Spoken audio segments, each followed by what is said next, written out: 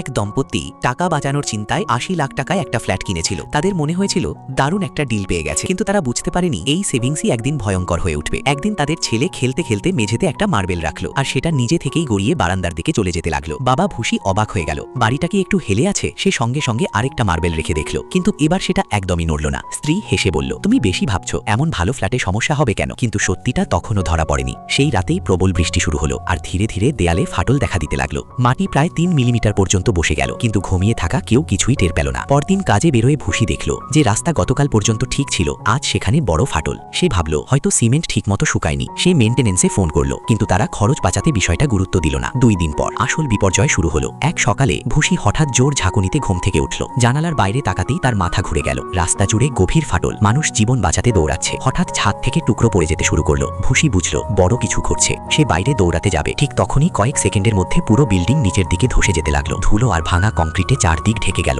ভাগ্য ভালো, নিচের গর্তটা শুরু হয়ে যাওয়ায় পুরো বিল্ডিং মাঝপথেই আটকে গেল। এদিকে তার স্ত্রী যখন বাজার থেকে ফিরে এলো, সামনের দৃশ্য দেখে সে স্তব্ধ হয়ে গেল। তাদের সব সঞ্চয় দিয়ে কেনা ফ্ল্যাট এক বিশাল গর্তের মধ্যে তলিয়ে গেছে, আর তার মনে হচ্ছিল তার ছেলে এখনো ভেতরেই আছে।